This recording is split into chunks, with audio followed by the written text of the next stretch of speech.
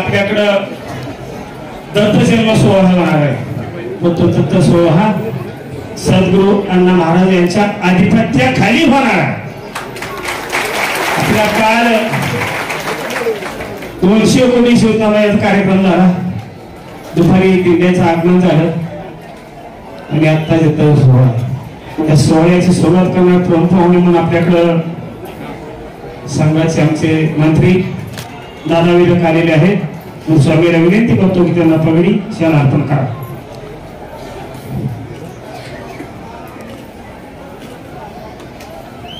श्रीपाद श्री गुरुदेव श्रीपाद श्री गुरुदेव. त्याप्रमाणे अण्णा महाराजांचे लाडके शिष्य अण्णा महाराज दैवत मानणाऱ्यांचे दादा बोला दादा यांनी स्वीकार करावा.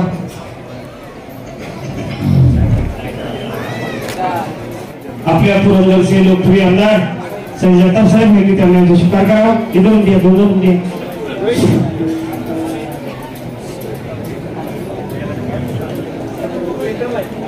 आमचे उद्योगपती सहकारी ज्यांच्या वडिलाच्या प्रेरणे नारायण सुरू राहिले आमचे ताते संगीतारी यांनी त्यांनी स्वीकार करावा. समजून लोक चाललो कर.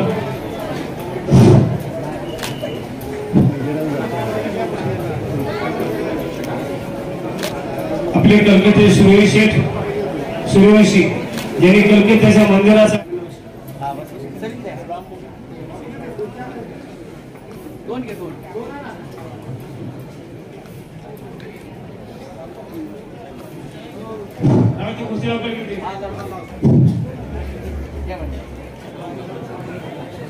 आपल्याकडं पाहुणे आलेले आहेत. ज्यांचे आपण सत्कार केले ज्यांना आपण पाहुणे मानले ती माणसं आहेत. तुम्ही राहिले सगळे देव आहात. पुन्हा कार्यक्रमाला सुरुवात करतो. दिगंबरा दिगंबरा श्रीपाद वल्लभ दिगंबरा दिगंबरा दिगंबरा श्रीपाद वल्लभ दिगंबरा दिगंबरा दिगंबरा श्रीपाद वल्लभ दिगंबरा दिगंबरा दिगंबरा श्रीपाद वल्लभ दिगंबरा श्रीपाद वल्लभ दिगंबरा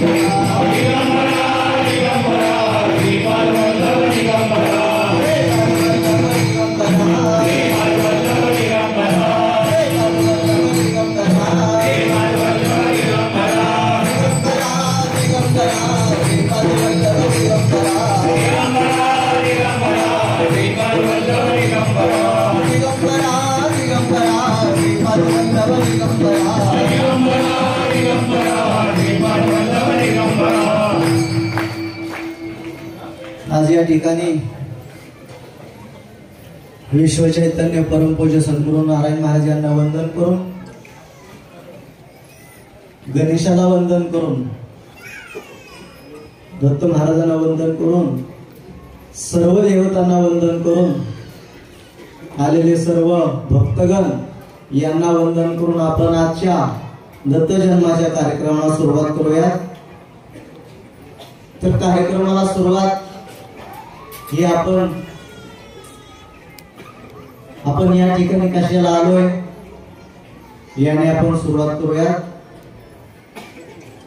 84 लक्ष नंतर आपल्याला जो मानवाचा जन्म मिळालाय,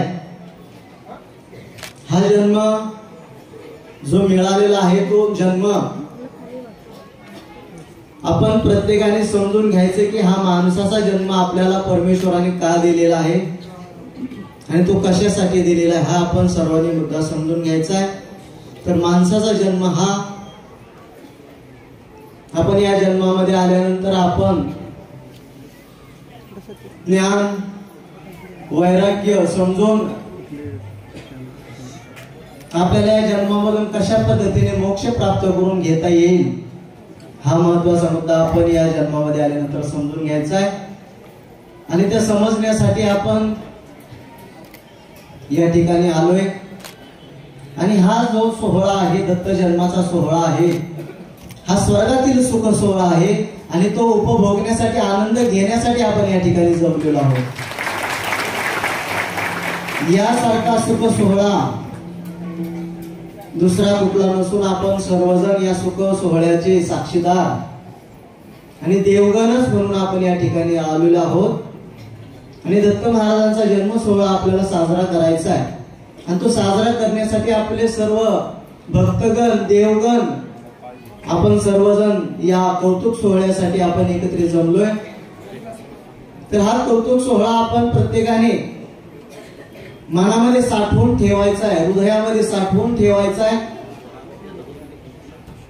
आणि अविस्मरणीय प्रसंग आपण सर्वांनी मनाच्या अंतःकरणापासून शांत चित्ताने समजून घ्यायचा आहे। आणि समजून घेतल्यानंतर आपण कशा पद्धतीने त्याला जीवनामध्ये एक स्वरूप देता येईल, आपल्या रोजच्या व्यवहाराच्या जीवनामध्ये आपल्याला कसं त्याचं स्वरूप, या जन्माचा महिमा आपल्याला कसा समजून घेता येईल यासाठी आपण सर्वांनी विचार करायचा आहे। तर आपण या ठिकाणी जो जमलोय तो दत्त जन्म सोहळ्यासाठी आपण जमलेलो आहोत। सर्वांना आतुरता लागलेली आहे की दत्त महाराज आपल्याला सर्वांना दर्शन देण्यासाठी कधी येतील, सर्वांना आतुरता लागलेली आहे। आणि ती आतुरता आपण सर्वांनी ज्ञानाच्या माध्यमातून समजून घ्यायची। हे ज्ञान काय आहे? तर ज्ञान म्हणजे श्रद्धा, भाव आणि विश्वास। ज्ञान काय आहे? श्रद्धा, भाव आणि विश्वास जो कोणी मनाच्या अंतःकरणापासून दत्त महाराजांच्या चरणावर आणि सद्गुरूंच्या चरणावर ठेवेल त्याच्या जीवनाचं कल्याण झाल्याशिवाय कदापि राहणार। हा जीवनाचा खरा महत्व। आणि ते समजून घेण्यासाठी आपण सर्वजण या ठिकाणी आलेलो आहोत। आणि हा महिमा जो आहे तो आहे दत्त महिमा। आणि तो दत्त महिमा आपण सांगण्यासाठी सुरुवात करायची। अण्णांनी आपल्याला ज्ञानबोध मध्ये सांगितलेलं आहे की दत्त महाराजांचा जन्म कशा पद्धतीने झाला आणि तो कोणत्या परिस्थितीतून झाला हे सर्व आपण समजून घेण्याचा प्रयत्न करायचा आहे। अण्णांच्याच कृपा आशीर्वादाने ह्या सगळ्या गोष्टी आपल्याला समजणार आहेत। म्हणून सर्वांनी मनाच्या अंतःकरणापासून या गोष्टी समजून घ्यायच्या। तर मार्कंडेय पुराणाचा उल्लेख आणि त्या मार्कंडेय पुराणामध्ये केलेला आहे आणि त्या संदर्भामध्ये मी थोडस बोलण्याचा प्रयत्न करतो। पूर्वीच्या काळी एक कौशिक नावाचा ब्राह्मण वयाच्या लहानपणापासून जन्मताच कुष्ठरोगी म्हणून जन्माला आला। आणि कुष्ठरोगी म्हणून जन्माला आल्यानंतर त्याला सर्व व्याधी जडल्या आणि त्या व्याधी जडल्यानंतर हळूहळू तो लहानाचा मोठा होऊ लागला। मोठा होत असताना पूर्वसंचिताने त्याचा जो कुष्ठरोग होता काही कालावधी करता तो कुष्ठरोग बरा झाला आणि बरा झाल्यानंतर वयामध्ये आला आणि वयामध्ये आल्यानंतर त्याच्या आई वडिलांनी त्यांचं लग्न लावून द्यायचं ठरवलं. तर लग्न लावून द्यायचं ठरवल्यानंतर शांडिल्य नावाची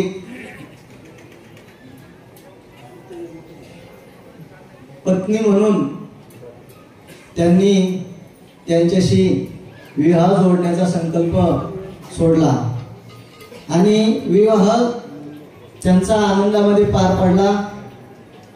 त्यांचा व्यवस्थितपणे संसार चालू होता. संसार चालू असताना काही कालावधी गेल्यानंतर त्यांचा काही पूर्वसंचिताचा भाग पुण्याचा भाग असेल तो कमी झाला आणि त्यांना पुन्हा कुष्ठरोग बळावला. कुष्ठरोग बळावल्यानंतर त्याला खूप वेदना होऊ लागल्या आणि त्या वेदना असह्य झाल्यामुळं त्याला कोणतीच स्वतःची दिनचर्या त्यांना करता येत नव्हती. म्हणून या पतिव्रता ज्या होत्या शांडिल्या त्यांनी त्यांचं सर्व सेवा करण्याचं व्रत हातामध्ये घेतलं आणि ते व्रत हातामध्ये घेत असताना जी काही पतीची सेवा ती मनाच्या अंतःकरणापासून करू लागली. त्यांचं अंगामधून पू येत होता, रक्त येत होता, दुर्गंध येत होता. अशा अवस्थेमध्ये त्या साध्वीने त्या पतिव्रता शांडिल्य माताने त्या मनामध्ये कुठलाही संकोच न करता त्यांची सेवा मनोभावी करू लागली आणि ते सेवा करत करत करत काही काळ लोटू लागला पण त्यांचा कुष्ठरोग काही बरा होत नव्हता. दिवसेंदिवस त्यांचा कुष्ठरोग बळावत होता. अशाच अवस्थेमध्ये एकदा सकाळच्या प्रहरी त्यांनी त्यांना त्यांचं पू वगैरे काय असेल ते स्वच्छ केलं, त्यांना स्नान घातलं आणि स्नान घालून त्यांना आपल्या घराच्या बाहेर ओसरीमध्ये त्यांना बसवलं. ते बसवल्यानंतर त्या आपल्या बाकीच्या कामासाठी निघून गेल्या आणि कौशिक ब्राह्मण त्या ठिकाणी बसले आणि बसले असताना रस्त्यावरून एक वेश्या चालली होती आणि त्या वेश्येकडे पाहून कौशिक ब्राह्मणांच्या मनामध्ये काम तयार झाला आणि त्या विकाराने तो जर्जर झाला. ती वेश्या तर निघून गेली पण त्याच्या मनामध्ये ती गोष्ट मनामध्ये राहून गेली की त्या वेश्येला मला प्राप्त करून घ्यायचंय. म्हणून तो थोडासा मनामध्ये विचार करू लागला आणि विचार करत असताना तो तसाच बसून राहिला. दुपारची वेळ झाली आणि दुपारच्या वेळेनंतर ती शांडिल्या त्याला जेवणासाठी जेवण भरवायसाठी आल्यानंतर ती त्याला जेवण भरवायला लागली तर तो मनामध्ये नाराज होता. तो काय जेवण करत नव्हता. शांडिल्य माता म्हणली जेवण करा तर तो मला जेवायचं नाही, माझी भूक नाही. माझ्या मनामध्ये काम विकार तयार झालेला आहे. मी सकाळी एक वेश्या पाहिलेली आहे रस्त्याने जाताना आणि तिला प्राप्त करण्यासाठी माझ्या मनामध्ये विचार येत आहेत. म्हणून मला त्या वेश्येकडे मला तू घेऊन चल.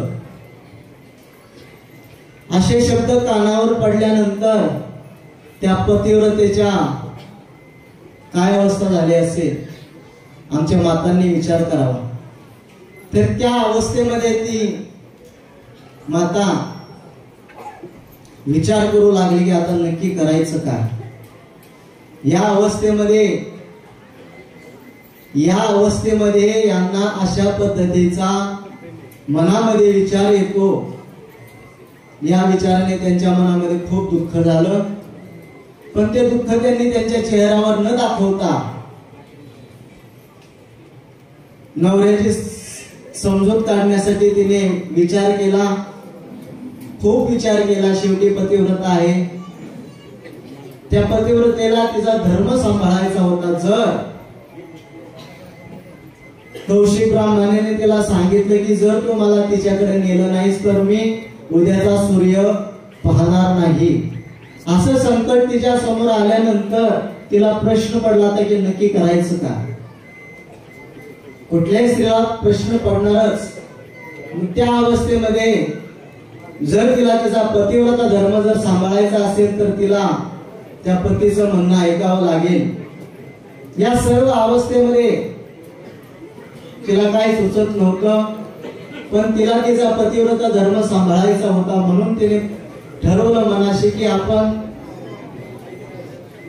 कुठलाही विचार न करता आपल्या पतीला त्या वेश्येच्या घरी आपल्याला घेऊन जाणं प्राप्त आहे, की ते नेलंच पाहिजे हे मनामध्ये तिने ठरवून तिने विचार केला. रात्रीचा समय होऊन दिला. रात्रीच्या समयी तिने चालता येत नव्हतं, बोलता येत नव्हतं. अशा अवस्थेमध्ये तो असलेला कौशिक ब्राह्मण आणि त्या कौशिक ब्राह्मणाला जो विकार जडलाय आणि त्याची विकाराची पूर्तता करून देण्यासाठी त्या पतिव्रता स्त्रीने जाण्याचा निर्णय घेतला. आणि तो निर्णय घेतल्यानंतर शेवटी पतिव्रता आहे, पतिव्रतेने जर सर्वांच्या समोर नेलं तर तिचं काय अवस्था होईल. म्हणून सर्व झोपल्यानंतर तिने त्या कौशिक ब्राह्मणाकडे न्यायचं ठरवलं. आणि त्याच पद्धतीने रात्र झाली. तिने थोडेसे आपल्या जवळ पैसे घेतले आणि ते पैसे घेऊन ती त्या आपल्या नवऱ्याला खांद्यावर घेतलं. रात्रीच्या काळोख अंधार, पाऊस पडत होता, विजा चमकत होत्या. अशा अवस्थेमध्ये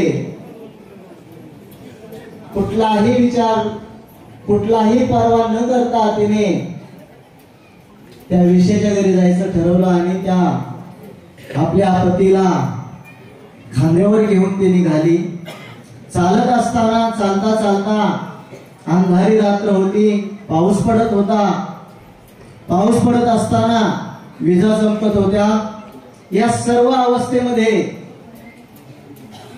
ती पतिव्रता स्त्री आपल्या पतीला त्या वेश्येच्या घरी घेऊन चालला होता. आठवा तो प्रसंग, काय अवस्था तिच्या मनाची असेल. परंतु जर तिने हट्ट पुरवला नाही तर तिचा पतिव्रता धर्म सांभाळला जाणार नाही. म्हणून या हेतूने तिने निश्चय केला आणि ती चालू लागली. अंधारी रात्र होती, पाऊस पडत होता. अशा अवस्थेमध्ये चालता चालता त्या गावामध्ये एक चोरीच्या आळाखाली एक महात्म्याला शुळावर दिलं होतं. त्या महात्म्याचं नाव आहे मांडव्य ऋषी.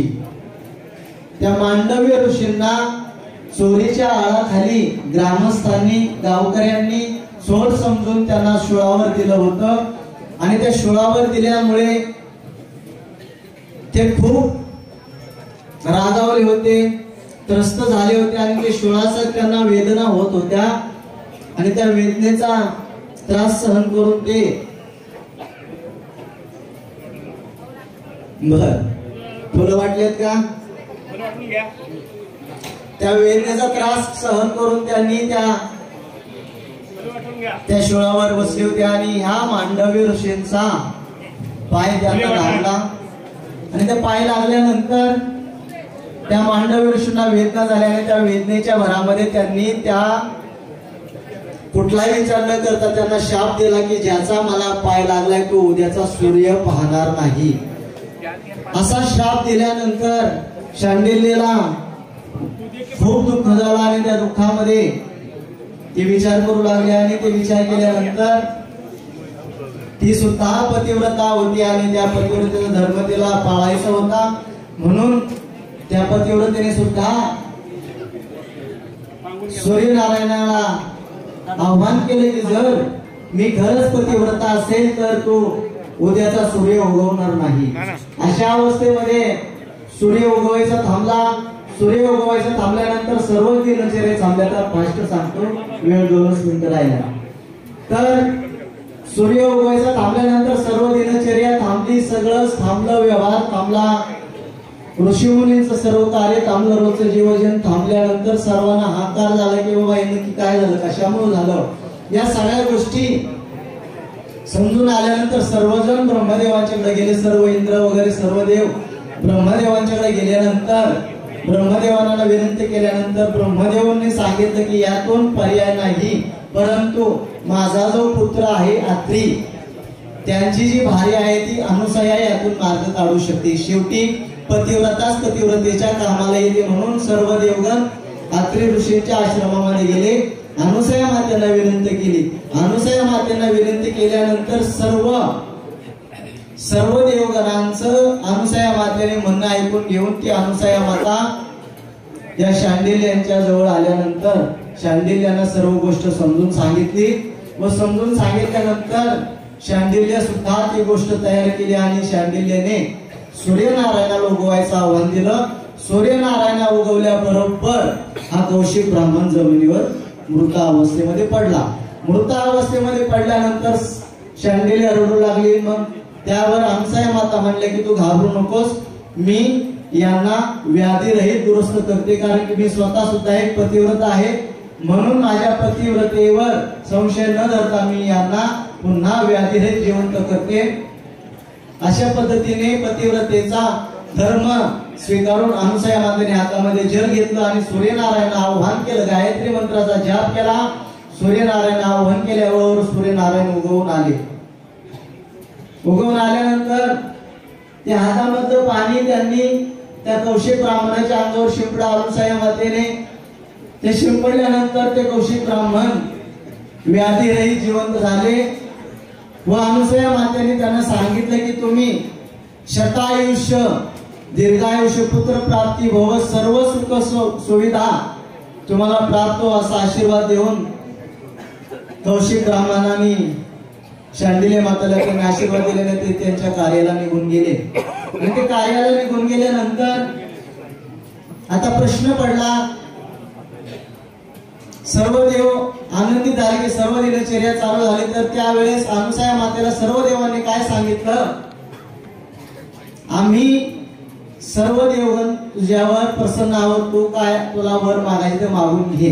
तर त्यावेळेस अनुसया माता म्हटले की मला सर्व आहे, माझा पतिव्रत धर्मामुळे मला कशाची आवश्यकता नाही, परंतु तुम्ही मागताय म्हणून मी एकच मागते की तुम्ही सर्वांनी तिघांनी माझ्या पोटी जन्माला यावं, हीच मी प्रार्थना तुम्हाला आणि हेच वरदान तुम्हाला मागते. तशा पद्धतीने ब्रह्मा विष्णू आणि महेश्वराने आशीर्वाद दिला आणि तथास्तु म्हटल्यानंतर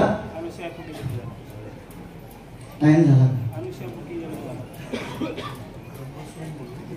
त्याच पद्धतीने काही काळ गेल्यानंतर अनुसया मातेच्या पोटी पहिला जो पुत्र जन्माला आला तो सोम. सोम म्हणजे ब्रह्मा. दुसरा जन्म घेतला तो विष्णूने म्हणजे विष्णुदत्त. आणि तिसरा जन्म जो घेतला तो दुर्वासाने म्हणजे प्रत्यक्ष शंकर भगवंताने. अशा पद्धतीने ब्रह्मा विष्णू आणि महेश तिघांनी मिळून अनुसयाच्या पोटी जन्म घेतला.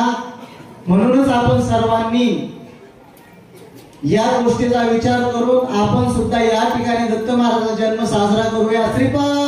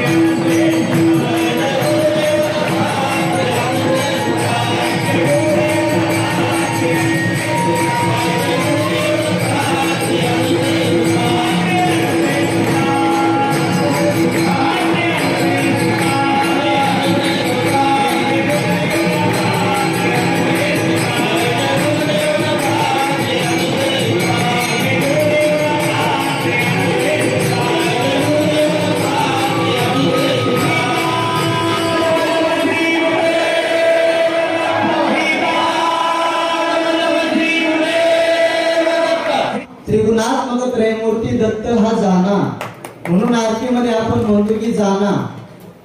म्हणून ब्रह्मा आणि विष्णू आणि महेश हे तिन्ही जर वेगळे असले तरी त्यांचा अंश एकमुखी दत्तामध्ये आहे. म्हणून अण्णांनी आपल्यासाठी एकमुखी दत्त नारायणपूरमध्ये स्थापित केले. या सर्वांचा अण्णांनी उदाहरण दिलेलं आहे की मांडव्य पुराण, मार्कंडेय ऋषींच्या जे पुराण आहे त्याचा अण्णांनी सुरुवातीला दाखला दिलेला आहे की याच ठिकाणी दत्त महाराज विष्णू दत्त म्हणून का याचा अण्णांनी आपल्याला उलगडा करून सांगितलेला आहे. तुम्ही सांगण्याचा प्रयत्न करतोय. दक्षिणेला जो आहे तो इंद्रनील पर्वत आहे. इंद्रदेवाने तपश्चर्या त्या ठिकाणी केलेला आहे.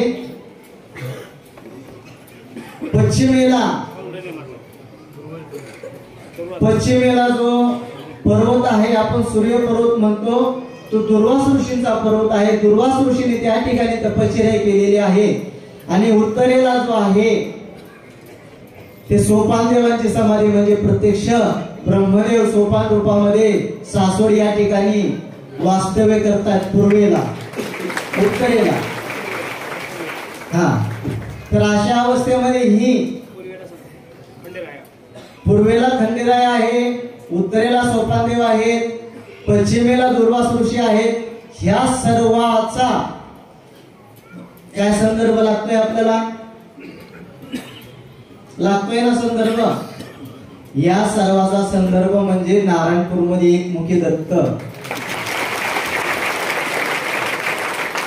या सर्वाचा म्हणजे इकडनं ब्रह्मदेव, इकडनं महेश आणि इथं प्रत्यक्ष दत्त विष्णू दत्त म्हणून अण्णांनी त्यांची स्थापना केलेली आहे. म्हणून याला महात्म्य आहे, महत्व आहे.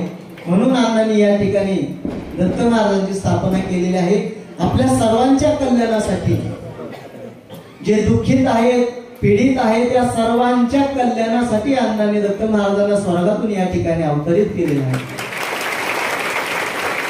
म्हणून या सर्व गोष्टीचे आपण ज्ञान समजून घेतलं पाहिजे आणि या ज्ञानाच्या माध्यमातूनच आपण आपलं जे कर्म आहे ते कर्म आपण व्यवस्थितपणे पार पाडायचे आणि या जन्माला समजून घेऊन आपला जो जन्म परमेश्वराने दिलेला आहे तो जन्म समजून घेऊन आपण आपलं जीवन जगायचंय. आता आपण पुढच्या कार्यक्रमाला आपण सुरुवात करूयात. आता दत्त महाराजांचा जन्म झालेला आहे. आता जन्म झाल्यानंतर आपण दत्त महाराजांचा जन्म ठेवल्यानंतर नाना म्हणतात त्यांचं नाव ठेवायचंय. नाव ठेवण्यासाठी कोणाची आवश्यकता असते? मावळणीची आवश्यकता असते ना. मावळणे आलेत ना? आलेत का मावळे? बरोबर, या सरकारी मावळे आले. या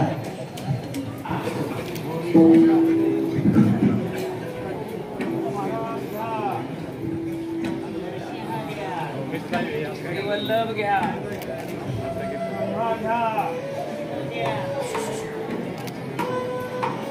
गोपाल घ्या.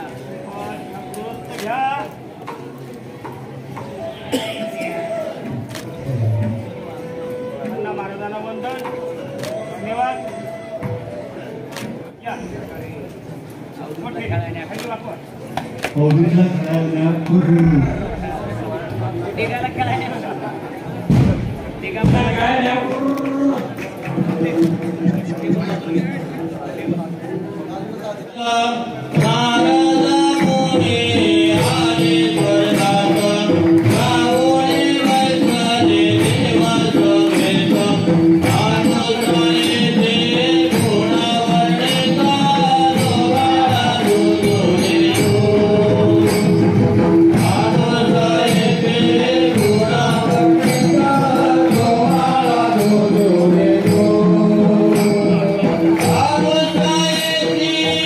Pura